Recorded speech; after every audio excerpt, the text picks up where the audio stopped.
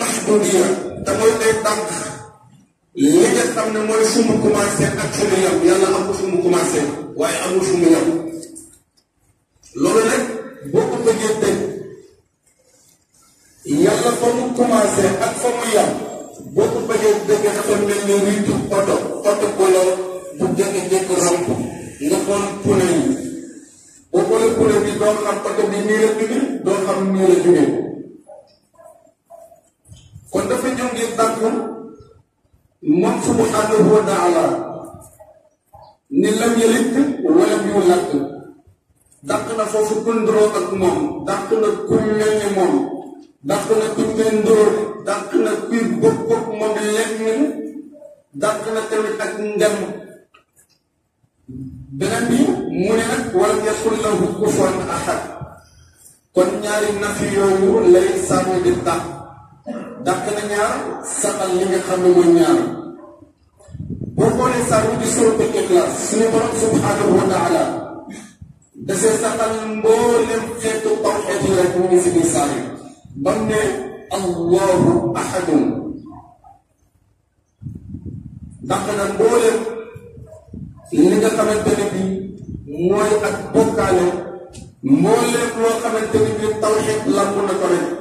mi ngi si allahu ahadun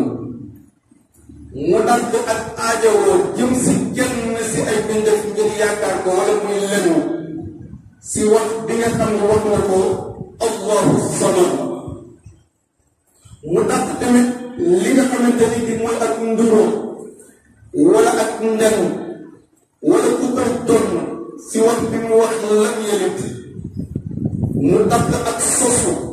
ak fu mu commencé si wax bi mu wax wala mu laaj mu dàq tamit ak nend ak nduroo ak nawle si wax bi mu wax wala ñàkkul la mu ko fannaa moo tax mu làmp ñett tawxiid yi yëpp te mooy tawxiidul aluhiya boo ne allahu ahad mooy tawxiidul aluhiya ndax wa huwa ilahun waxidun dàq na danga ne indi na tamit li nga xam ne mooy tawxiidu rububiya boo ne allahu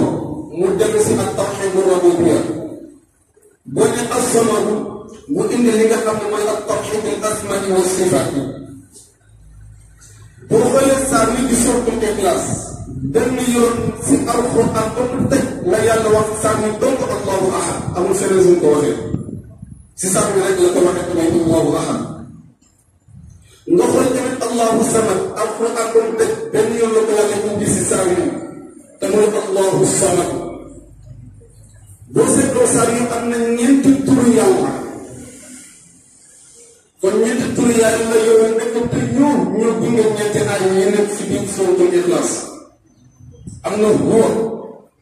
moo enveloppé qul huwa allahu ahad am na allahu moo enveloppé li nga xam ni mooy allahu samad am na ahadun